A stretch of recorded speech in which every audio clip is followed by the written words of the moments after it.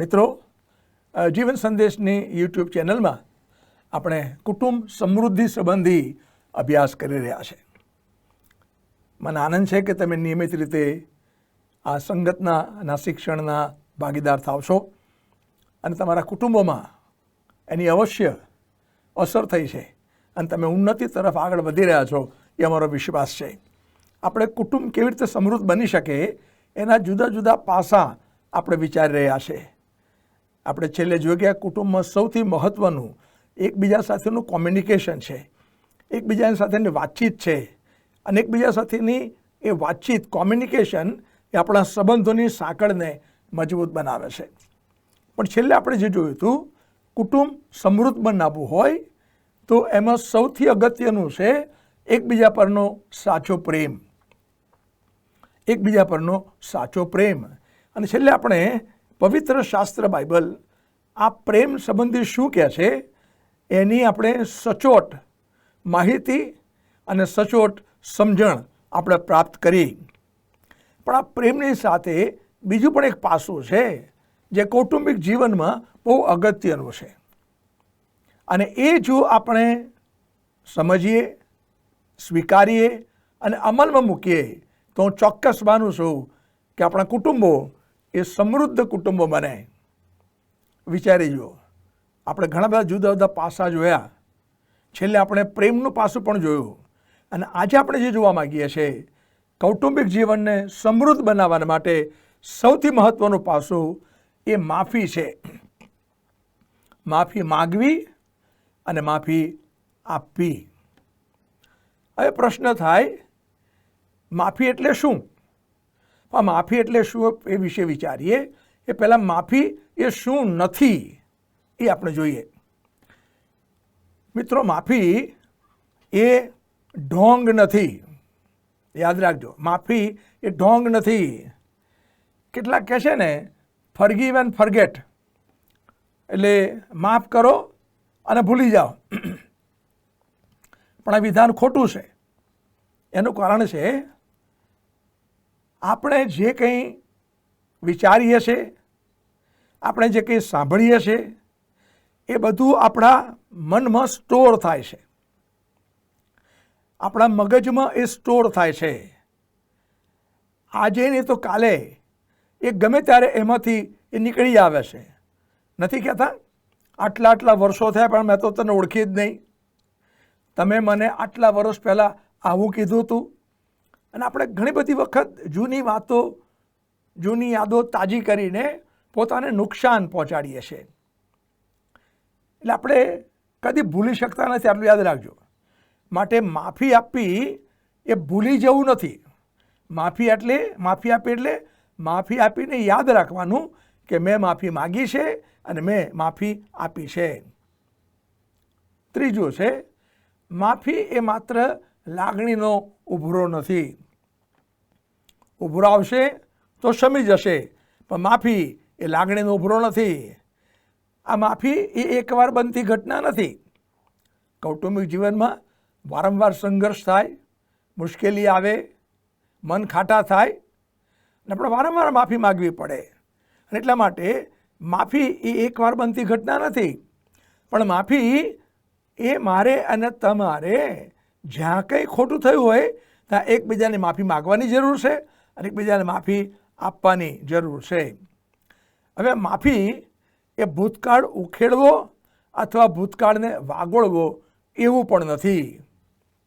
કોઈકે બહુ સરસ કીધું છે, માફી આપે એટલે શું? માફી આપી એનો અર્થ માફી આપીને જે કંઈ બન્યું છે એને ખાડો ખોદીને દાટી દેવું અને એની પર એક ફ્લેગ મૂકવાનો. કયો ફ્લેગ?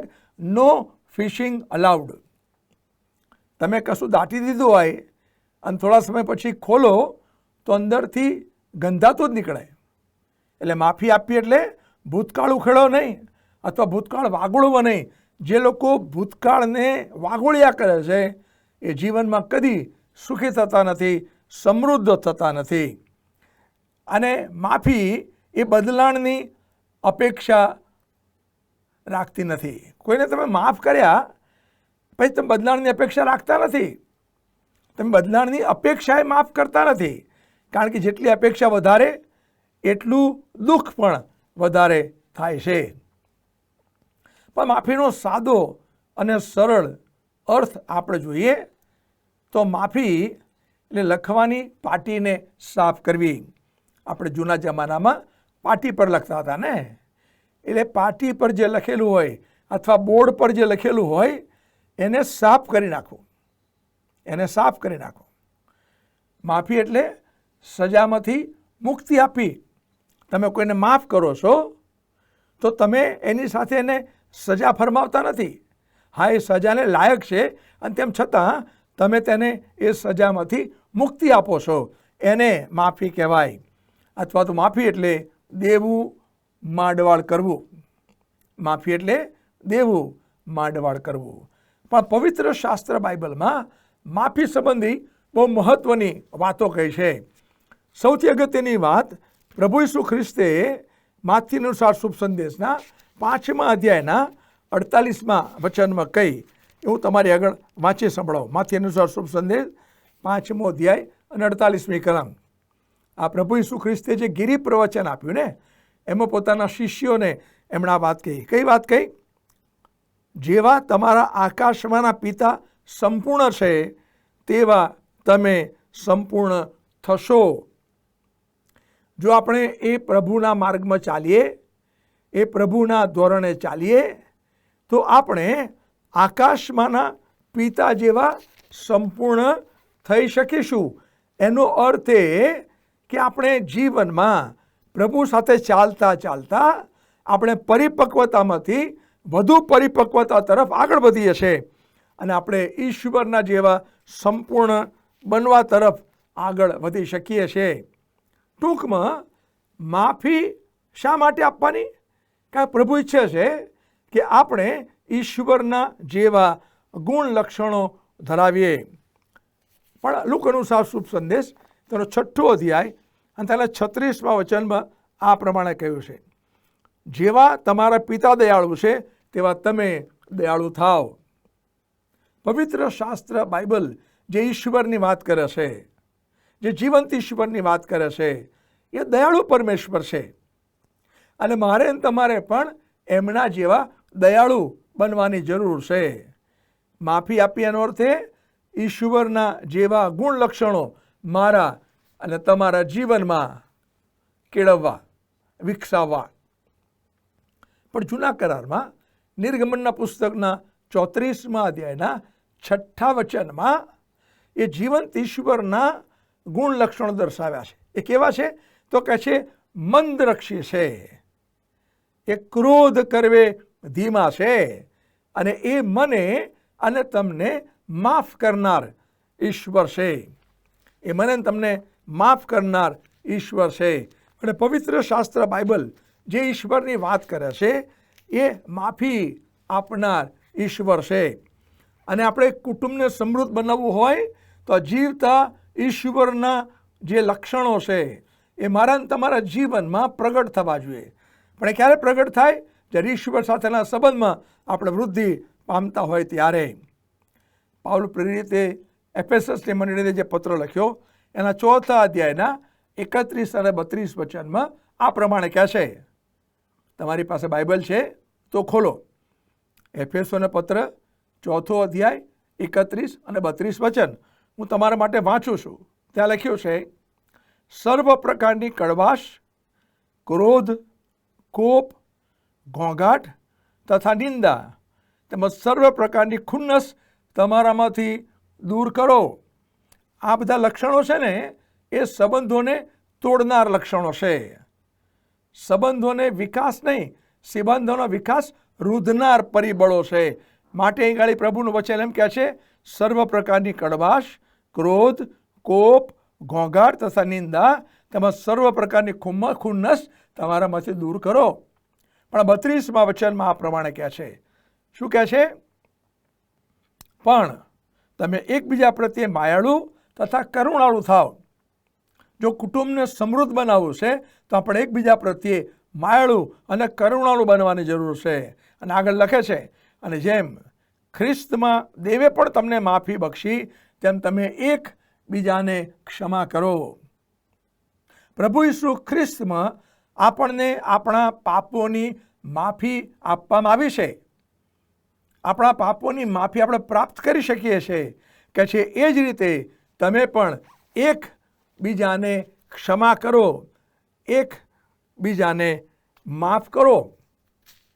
પવિત્ર શાસ્ત્ર બાઇબલમાં કોરિન્થીયોના બીજા પત્રના 2 અધ્યાયના 10 અને 11 વચનમાં પણ પાઉલ પ્રેરિત જો આપણે માફ ના કરીએ, માફી ના આપીએ તો શું પરિણામ આવે એની વાત ત્યાં કરે છે. 2 કોરિન્થી 2 અધ્યાય 10 અને 11 વચન ધ્યાનથી સાંભળજો. બહુ અગત્યનું વચન છે. જો આપણે માફ ના કરીએ તો શું પરિણામ આવે? 2 કોરિન્થી 2 અધ્યાય 10 11 વચન હું વાંચું તમારા માટે. પણ જેને તમે કંઈ પણ માફ કરો છો તેને હું પણ માફ કરું છું. અને જો મેં કંઈ પણ માફ કર્યું હોય તો જે માફ કર્યું છે તે તમારે લીધે ખ્રિસ્તની સમક્ષ માફ કર્યું છે. 11મી કલમ કે જેથી શૈતાન આપણા પર કંઈ પણ ફાવી ન જાય, કેમ કે આપણે તેની યુક્તિઓથી અજાણ્યા નથી. જો આપણે બીજાને માફ ના કરીએ તો હાલો યાદ રાખો, આ પ્રભુનું વચન એમ કહે છે શૈતાન આપણા જીવનમાં ફાવી જાય છે અને આપણા જીવનની અંદર ભલો શૈતાન એનો ઉપયોગ કરી જાય છે. અને એટલા માટે આપણે એકબીજાને માફ કરવાની જરૂર છે. જો માફ ના કરીએ તો ભલો શૈતાન ઘણી બધી વખત ફાવી જાય છે. અને એટલા માટે આપણે એકબીજાને માફ કરવાની જરૂર છે. પવિત્ર શાસ્ત્ર બાઇબલની અંદર બીજું પણ એક સત્ય આપણને શીખવા મળે છે. શા માટે આપણે માફ કરવું જોઈએ? આપણે ઈશ્વરના જેવા ગુણલક્ષણો શા માટે વિકસાવવા જોઈએ? આપણે માફ કરી શકીએ એટલા માટે.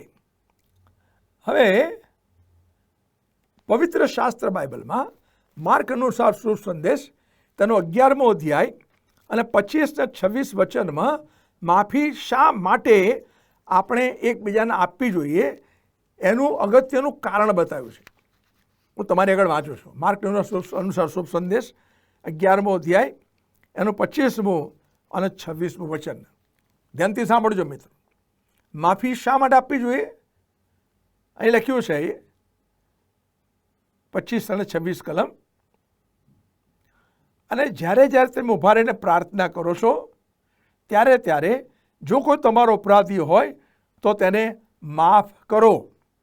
કોઈ તમારો અપરાધી હોય, કોઈ તમારું ભૂંડું કર્યું હોય, ખોટું કર્યું હોય તો કહે છે એને માફ કરો. એ માટે કે તમારો બાપ જે આકાશમાં છે તે પણ તમારા અપરાધ માફ કરે. એનો અર્થ એ થયો હું બીજાને માફ કરું તો ઈશ્વર મને પણ માફ કરે છે. પણ 26મું વચન બહુ અગત્યનું છે. શું કહે છે? પણ જો તમે તેને માફ નહીં કરો તો તમારો બાપ જે આકાશમાં છે તે પણ તમારા અપરાધ તમને માફ કરશે નહીં. ભલા કેટલું મહત્વનું સત્ય પ્રભુ ઈસુ ખ્રિસ્તે આપણને શીખવ્યું છે. આપણે એકબીજાને માફ કરીએ એટલા માટે માફ કરીએ કે પ્રભુએ આપણને માફ કર્યા છે ને. આપણા પાપોમાંથી પ્રભુએ આપણને માફ કરીને સ્વતંત્રતા આપી છે. માટે આપણે એકબીજાને માફ કરવાની જરૂર છે. પણ જો આપણે એકબીજાને માફ ના કરીએ તો ઈશ્વરનું વચન એમ કહે છે એ પણ આપણને માફ કરશે નહીં. પણ માથી અનુસાર શુભ સંદેશ તેનો 18મો અધ્યાય અને તેના બધા વચનો નહીં વાંચું, પણ તમે ઘરે 21 થી 35 વચનો વાંચી શકો. પણ કેટલીક કલમો વાંચીશ. 21મું વચન. ત્યાર પછી પિત્તરે તેની પાસે આવીને કહ્યું, તેની પાસે એટલે પ્રભુ ઈસુ પાસે આવીને કહ્યું, ઓ પ્રભુ, મારો ભાઈ મારી વિરુદ્ધ કેટલી વાર અપરાધ કરે અને હું તેને માફ કરું? શું 7 વાર સુધી? આ પિત્તર પ્રભુ ઈસુનો શિષ્ય હતો. ઘણા સમયથી પ્રભુ ઈસુ સાથે ચાલતો હતો, એમના વચનો સાંભળતો હતો, માફી આપવાની વાત પણ પ્રભુએ શીખવી હતી. તો આ પિત્તર પ્રભુ ઈસુને સવાલ પૂછે છે કે મારા ભાઈને મારી વિરુદ્ધ કેટલી વાર માફ કરવાનું? પણ જવાબ પોતે જ આપે છે. શું 7 વાર સુધી? પ્રભુ ઈસુનો જવાબ શું હતો? ઈસુએ તેને કહ્યું 7 વાર સુધી હું તને નથી કહેતો, પણ 70 ગણી 7 વાર, 70 ગણી 7 વાર.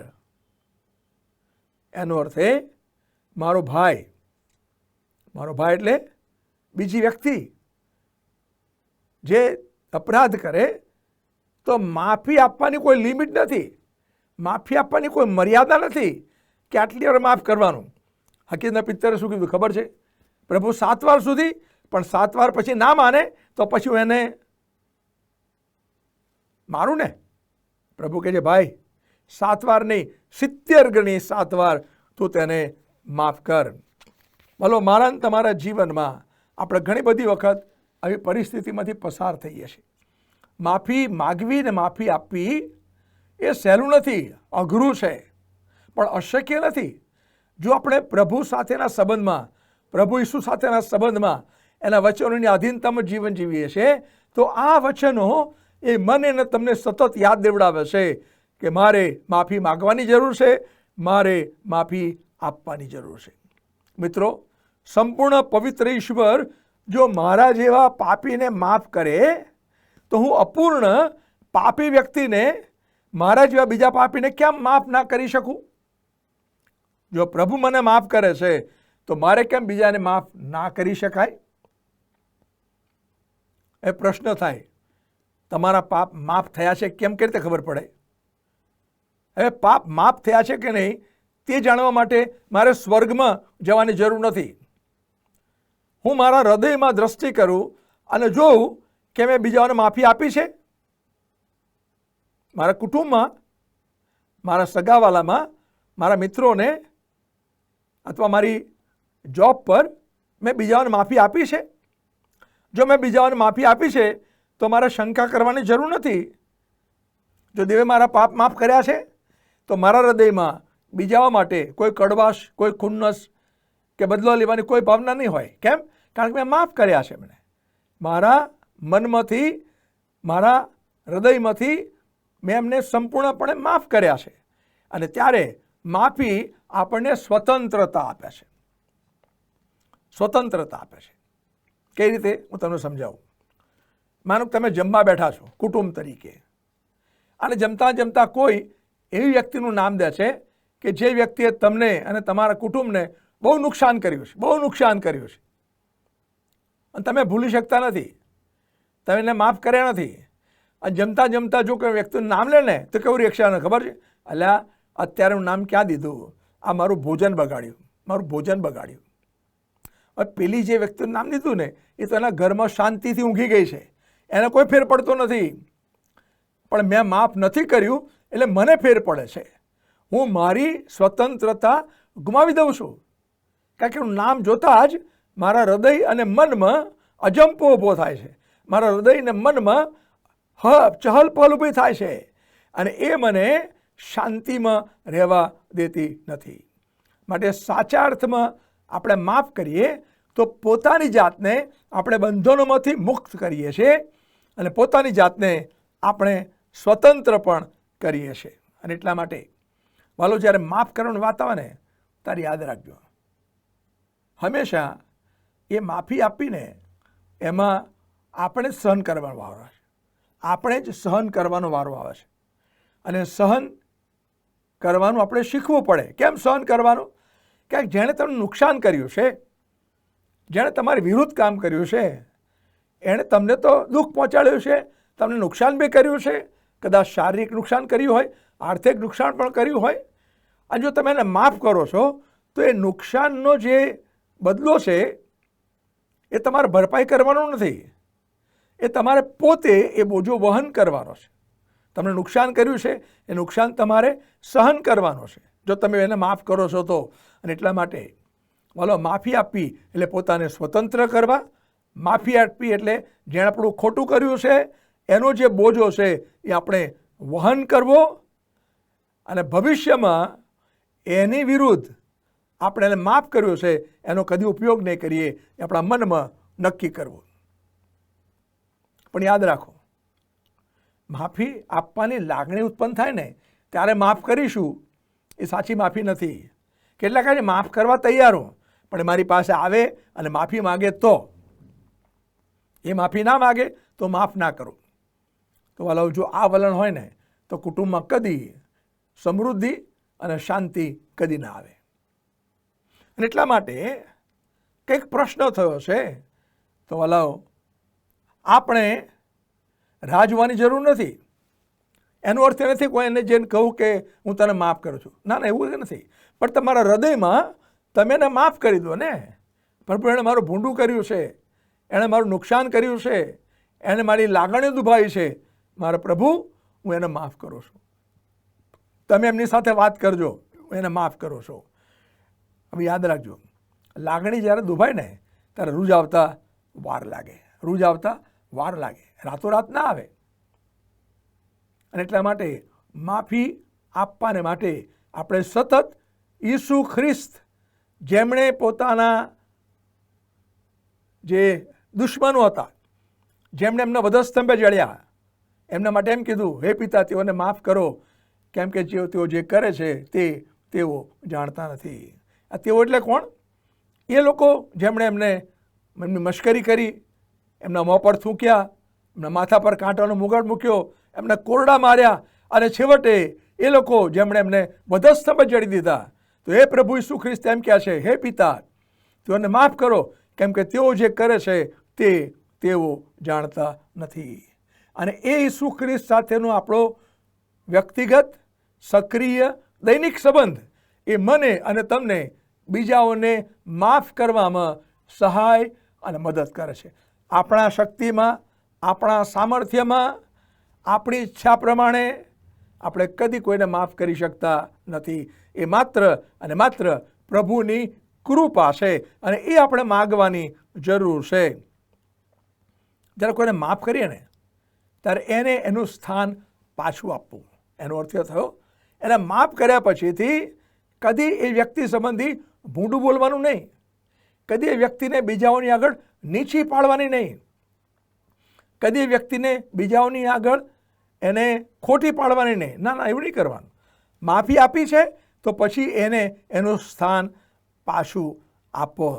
અને કારણ કે તો જ હું અને તમે સાચા અર્થમાં સ્વતંત્રતા પ્રાપ્ત કરીએ છીએ. ઈસુ ખ્રિસ્તે પણ જે પ્રાર્થના શીખવી, હું આકાશમાંના અમારા બાપ, માથીનો શુભ સંદેશ 6 અધ્યાય, અને એની અંદર આ પ્રમાણે કહે છે 12મી કલમમાં, જેમ અમે અમારા ઋણીઓને માફ કરીએ છીએ તેમ તમે અમારા ઋણ અમને માફ કરો. એનો અર્થ થયો, જેમ હું મારા અપરાધીને માફ કરું છું તેમ તમે મારા અપરાધ માફ કરો. આનો અર્થ શું થયો ખબર છે? આનો અર્થ એ થયો કે જ્યારે હું આ પ્રાર્થના બોલું છું ને, ત્યારે પ્રભુને એમ કહું છું, જો પ્રભુ હું મારા અપરાધીને માફ ના કરું તો તમે મારા પણ અપરાધ માફ કરશો નહીં. અને જો પ્રભુ મારા અપરાધ માફ ના કરે તો મારે ક્યાં જવાનું? તમે સમજી ગયા ને? મારે નરકમાં જવાનું. અને એટલા માટે આ પ્રાર્થના આપણે દર રવિવારે બોલીએ છીએ. કેટલાક લોકો ઘરમાં દરરોજ બોલે છે, હું આકાશમાંના અમારા પિતા. પછી આપણે પોતાના મોંએ બોલીએ છીએ, હે પ્રભુ, જેમ મેં મારા અપરાધીને, જેણે મારું ભૂંડું કર્યું છે, જેણે મારું બગાડ્યું છે, જેણે મને દુઃખ પહોંચાડ્યું છે, જેણે મારી લાગણી દુભાઈ છે, એને હું માફ ના કરું તો તમે પણ મારા પાપ માફ કરશો નહીં. ચાલો આપણે યાદ રાખીએ, માફી આપવામાં કોઈ ગેરલાભ નથી, માફી માગવામાં ગેરલાભ નથી. માફી આપવામાં અને માફી માગવામાં આપણે પોતાની જાતને સ્વતંત્ર કરીએ છીએ. પણ એ જ્યારે કરીએ છીએ ને તો આપણા હૃદયમાંથી આપણે કડવાશ દૂર કરીએ છીએ. જો ના આપીએ તો એ વ્યક્તિ પ્રત્યે કડવાશ સતત ચાલુ રહેશે, અને શૈતાન કોઈક રીતે આપણા જીવનમાં એનો ઉપયોગ કરી જાય છે, અને મને અને તમને એ નુકસાન પહોંચાડી જાય છે. આપણે કોઈને માફ ના કરીએ ને તો છેવટે હતાશા આપણા જીવનમાં આવે છે. આ યાદ રાખજો. કોઈ આપણી વિરુદ્ધ કામ કર્યું છે ને આપણે એને માફ ના કરીએ તો આપણે હતાશ થઈએ છીએ. કેમ? એ વ્યક્તિ તો એના જીવનમાં આગળ વધે છે, પણ આપણે એને જોતા જોતા, એની પર આપણી દ્રષ્ટિ સ્થિર કરતા, એના વિશે સતત વિચારે કરતા આપણે પોતાની જાતને કેદખાનામાં બાંધીએ છીએ. આપણે પોતાની જાતને બંધનમાં લાવીએ છીએ અને અલ્ટિમેટલી આપણે હતાશ અને નિરાશ બની જઈએ છીએ. અને એટલા માટે આપણે એકબીજાને માફ કરવાની જરૂર છે. ભલે માફી ના આપીએ ને તો આપણે એકબીજા પરનો પ્રેમ ગુમાવી બેસીએ છીએ. અને એકબીજા પરનો પ્રેમ ગુમાવી બેસીએ તો શું થાય? કુટુંબમાં સમૃદ્ધિ કદી ના આવે. માટે કુટુંબ સમૃદ્ધિમાં પ્રેમ અને માફી એક સિક્કાની બે બાજુ છે.